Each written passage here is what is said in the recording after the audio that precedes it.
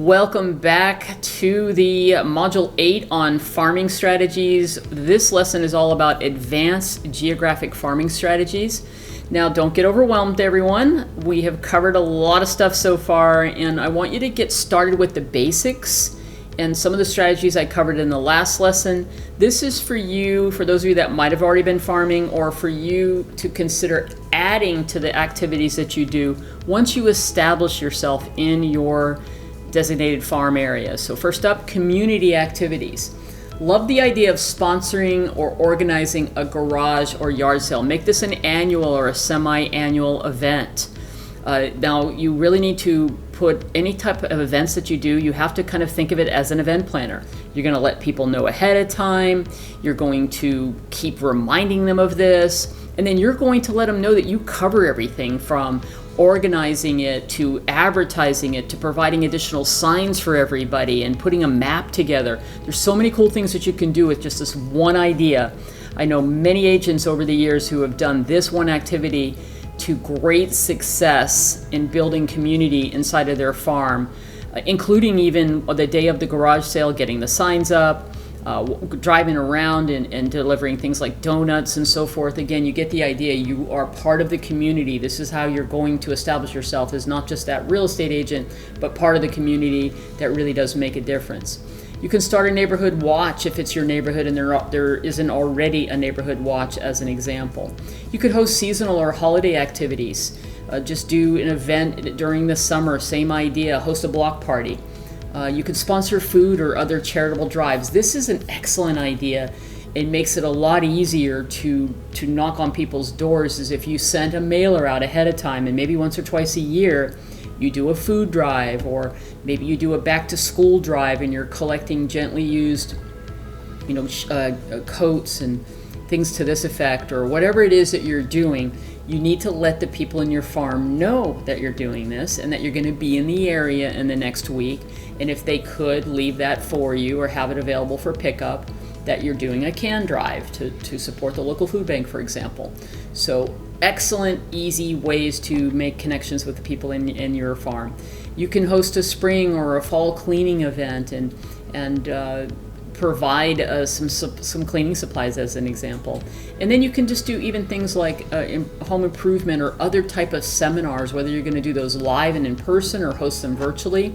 So you get the idea. You're going to provide some type of community support activity, gathering, or educational event. Next advanced idea, create a neighborhood website or a landing page on your existing website. Now, this is a great idea to get super specific, and you can do this. Most real estate websites have the ability for you to add your own pages. And I'll go through the information that needs to be on the page here, but you can even go all out and get a whole separate website that just talks about your neighborhood. And then you, of course, would want to get a domain name specific to the community and forward it to that page. All right? Put this URL on all your sign writers and marketing flyers. You want to be able to drive people back to this page where they can get information. So what needs to go on this page? Well, you would obviously want to make sure that it has information about the neighborhood. It has it connects with your IDX, for example, and has homes for sale that are in the neighborhood. You can have that automated home value. You want to include photos and videos and information of all the local amenities, the nearby shopping, schools, parks, etc. Just make it a landing page about all the cool things to live, work, and play in this area, right? Neighborhood parks, trails, what can you do nearby? Use video big time in this.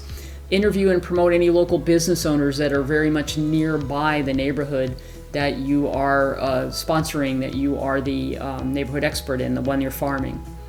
Other things that you can do beyond building a page is join or sponsor a neighborhood Facebook page.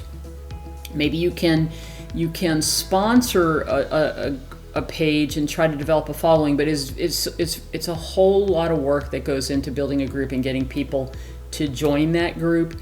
You'll have to spend a lot of time and energy doing it, so you may find one to join. Remember that you need to post valuable and interesting info when you are in these groups. Encourage the conversation, ask questions, and of course, follow the group rules regarding self-promotion. I'm in a couple groups that say only on Fridays between 5 and midnight can you promote your business. There are groups that do that. Most of them are going to have a, hey, it's not about spamming and being annoying and trying to promote your services, but you can be a valuable member of a group, provide information, and do it in such a way that you can showcase that you're the local expert. All right, the whole goal on groups is to continue to build and interact with people, and you're just doing it in an online way. You can find neighborhood events. Look at Facebook events. Take a look at anything that's happening through Eventbrite, things to this effect that are impacting the people that you serve in your farm area. All right, let's talk about a couple online farming solutions. So now we're going to jump up into sort of paid ideas and other things that you can do to potentially support your farming activities. So you may have heard of Nextdoor. You may be a part of a Nextdoor. We've given you some links that you can go check this out. And particularly, there is a link to about an FAQ about what you can do if you're a real estate agent. So a couple points on Nextdoor. Real estate agents can only join the Nextdoor neighborhood associated with their home address. If you want to participate commercially, then you can create a free business page. And then you can pay to sponsor a zip code with up to 10 other agents. So you're competing, of course, with other people. And just like anything that you choose to do, you have to work it. So check out Nextdoor if you're interested in it.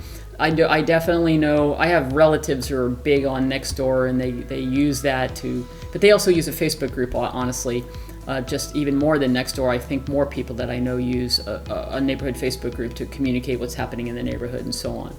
There's another service out there called Parkbench, and this creates a hyper-local website featuring local business interviews. Now, this is a whole idea, Parkbench. You have to see if it's available in your area, but you got to do the work. They give you the framework, they give you the infrastructure, they kind of show you what to do, but you got to go do it. You got to go out and do the video interviews and provide the deals and the community events and news with real estate listings. So there's a link here for you to go get an example of what that looks like, and you can go find out a little bit more about that as well. Of course, it's going to cost you anywhere from like $3,000 on up, I think, is the cost the last time I looked at it on an annual basis. There's yet another program that involves direct mail magazine with online follow-up, and that's called the Neighborhood Connection, .com, so you can check that out.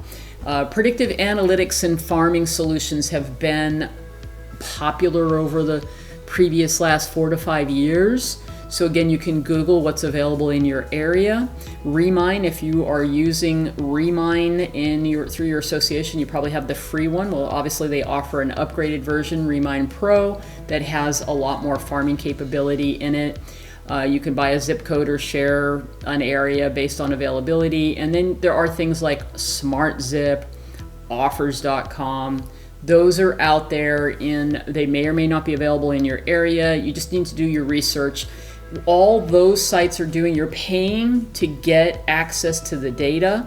The predictive analytics sites are pulling in data from everywhere, using an algorithm to simply state these are the homeowners that are most likely to sell, and it helps you be more strategic, but you got to do the work. You got to send the mailers, you got to do all the things that we've been talking about in these previous 3 lessons. Okay, that's it for geo farming. Up next, we're going to talk a little about niche and target farming. See you then.